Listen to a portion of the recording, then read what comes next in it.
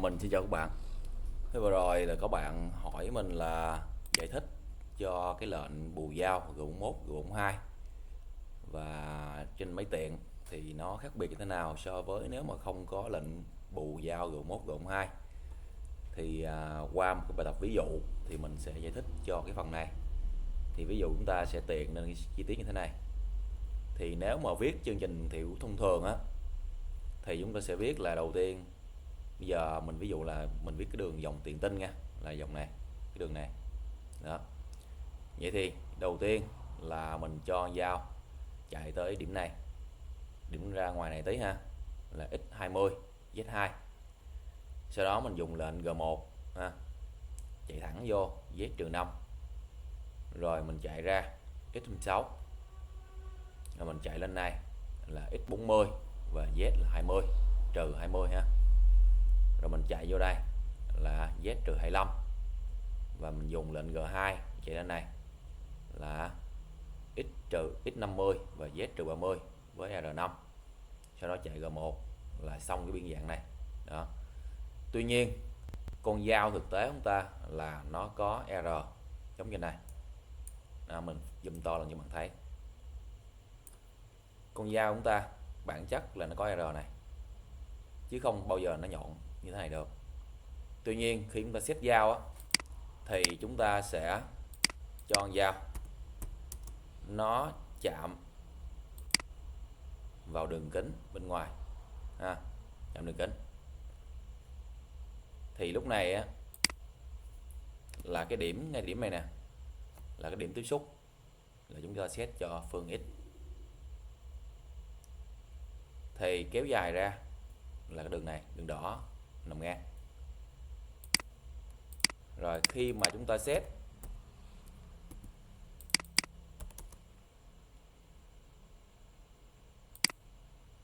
cho mặt đầu theo phương Z á, là ngay trên này tiếp xúc. Vậy thì đường này và đường này là giao giữa hai đường đó chính là điểm mũi dao. Cái điểm mũi dao, điểm ảo chứ không phải điểm thật. Con dao nó có R, nó cua thế này. Đó. Vậy lúc này khi chúng ta lập trình tiện theo cái biên dạng này thì các bạn chú ý quan sát con dao chúng ta nó sẽ di chuyển như thế nào. Thì đầu tiên con dao nó đáp chỗ này là x20 z2. Sau đó nó chạy thẳng vô z-5. Lúc này bạn quan sát đường chạy dao thì là con dao nó tiếp xúc với cái đường chúng ta gia công hoàn thiện sản phẩm. Chỗ này là ra sản phẩm đúng. Tuy nhiên tới ngay góc này thì cái góc chúng ta không thể nào mà nó vuông thẳng 100% được, mà nó có cái R của dao là chúng ta không cắt được, là z-5. Chỗ này chắc chắn là dư R. Sau đó chúng ta bật lên x26. Đó. Rồi từ đây chúng ta chạy xuyên lên tọa độ là x40 và z-20. Thì bạn quan sát đường chạy dao, chúng ta lập trình theo mũi dao thì mũi dao sẽ bám đường chạy dao. Và như vậy thì cái con dao thật R có R đó thì nó đâu có tiếp xúc với cái đường mà chúng ta cần. Như vậy thì chắc chắn nó sẽ tạo nên lượng dư chỗ này. Thì nếu mà lập trình thông thường thì nó sẽ sai số. Đó. Nếu muốn đúng thì con dao phải tiếp xúc với đường chạy dao. Đó, thì tiếp xúc như thế này. Thì lúc này cái điểm lập trình nó phải chạy vào trong là một cái đường song song với cái đường mà chúng ta cần.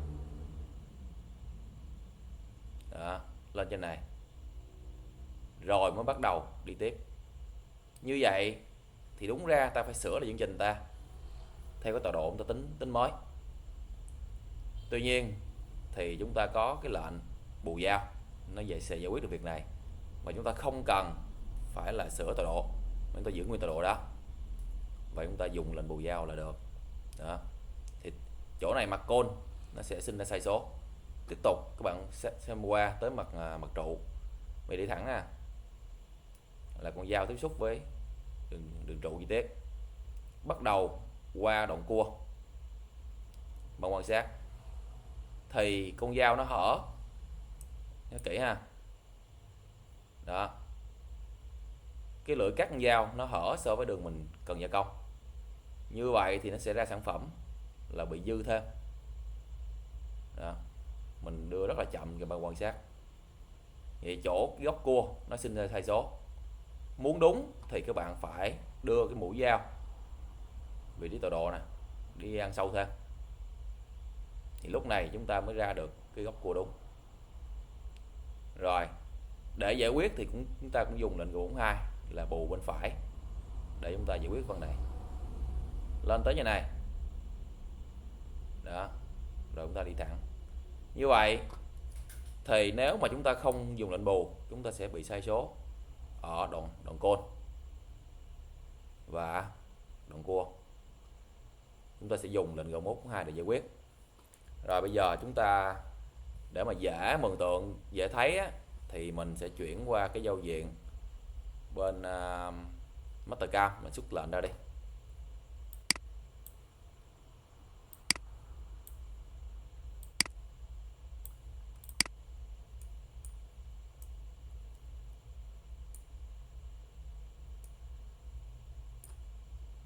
Rồi, cái này là bên Mastercam.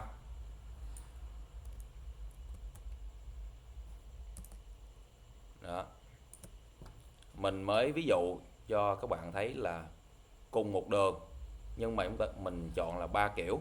Một là kiểu calculator, kiểu computer. Kiểu thứ hai là kiểu mà chúng ta dùng là có bù dao. Bù dao thì lúc này các bạn chọn ở đây, các bạn chọn qua control thì nó sẽ xuất ra lệnh có bù dao.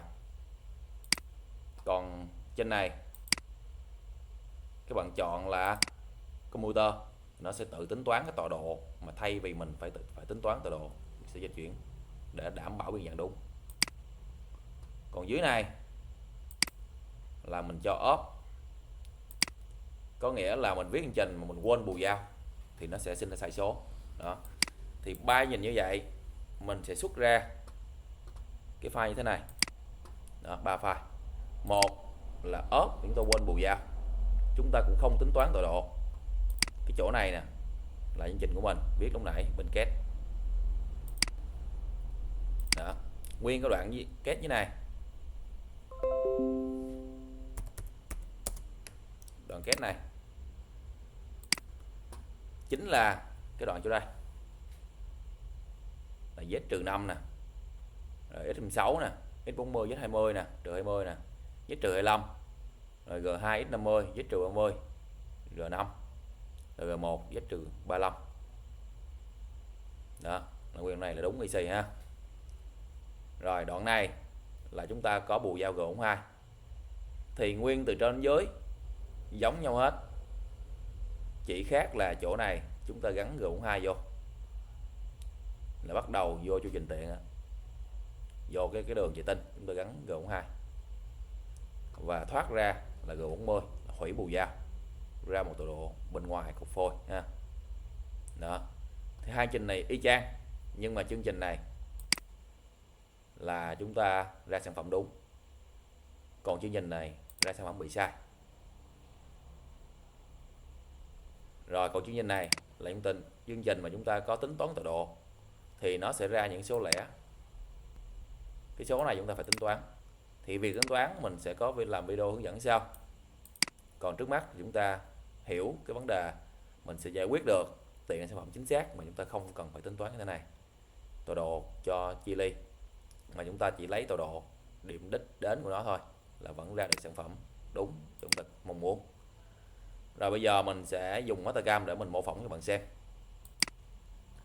Rồi đầu tiên là mình chọn là quên bù dao và cũng không tính toán luôn, lấy nguyên tọa độ của nó các bạn xem.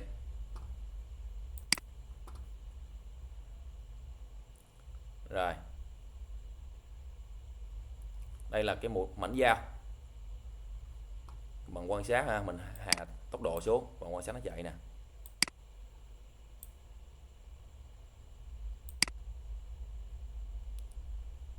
chạy tới rồi chạy lên, vẫn bám đúng ha, Thì tới này á, bạn thấy sai là sai chỉ chỗ R này rồi, một cái nè, rồi lên nè, các bạn quan sát nó chạy theo cái đường chúng ta lập trình á, thì cái đường đó là cái điểm ảo.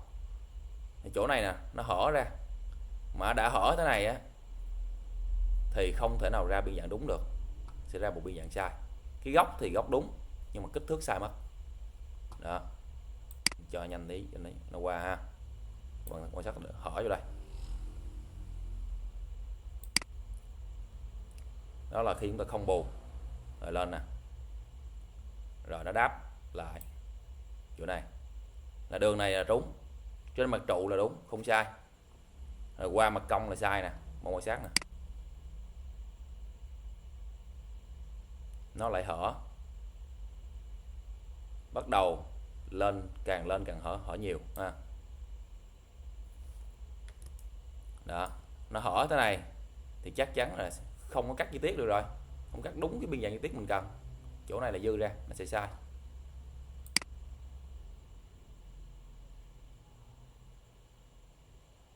Đó, rồi lên trên này thì nó đáp lại là đúng mặt trụ.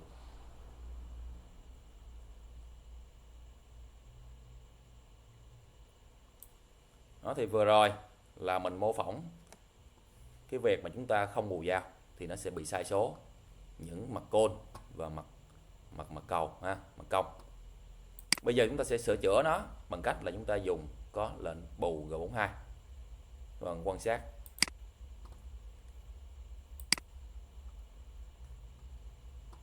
Rồi khi gắn con G42 vô, quan sát nó chạy nè, mặt trụ không nói làm gì phải không, chính xác rồi nè. Chỗ này là không thể giải quyết được, lý do có R dao thì không thể nào mà cái này không có một cách nào giải quyết hết, chỉ có lấy dao thẳng, R không có, đâm vô thôi. Rồi lúc này khi mà chạy mặt côn đó, nhờ lệnh G42 mà nó né về phía tay phải, cái mũi dao, cái lưỡi cắt của dao á, cái lưỡi cắt của dao nó sẽ bám sát cái biên dạng chúng ta cần gia công, nó tự đưa cái R, cái điểm ảo vào trong đường này nó chạy. Mình không phải tính toán làm gì, mà máy nó sẽ tự nhận và tự dịch chuyển nhờ lệnh G42. Đó, lúc này chúng ta được cái biên dạng chúng ta cần. Rồi bám rất sát, chính xác, lên này trở lại bám sát luôn. Rồi các bạn quan sát qua phía này, chỗ này cũng vậy, nó sẽ tự tính toán đi vào theo cái R chỗ cái G42 mình báo. Thì trong cái báo giao trong máy CNC á, mình sẽ báo R cho nó, tự động nó lùi ra. Đó, thì lưỡi dao luôn luôn bám sát cái đường cần gia công, lưỡi cắt của dao đó.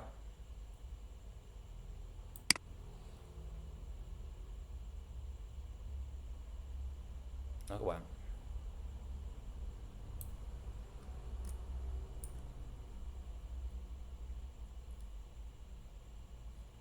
Rồi qua ví dụ vừa rồi là chúng ta thấy là gì, nhờ lệnh G42 mà chúng ta giải quyết được cái vấn đề.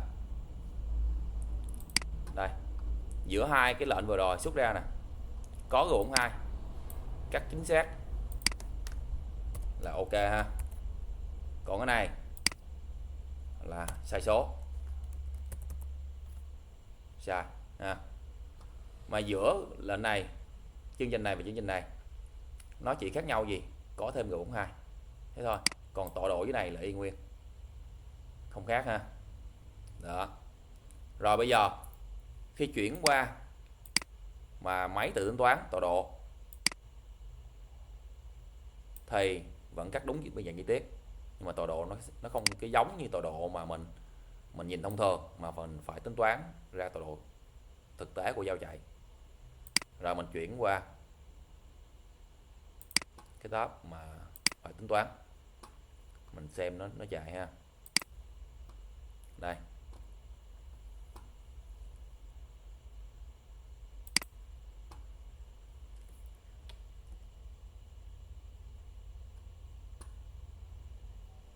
lúc này giao bám theo biên dạng chi tiết về chạy. Cái này tọa độ mình phải tính toán.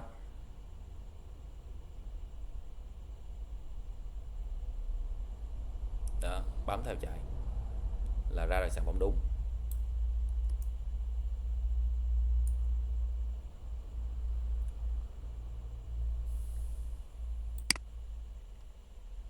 Có nghĩa là cái R này nè mình phải đổi nè, chứ không phải là R5 nữa.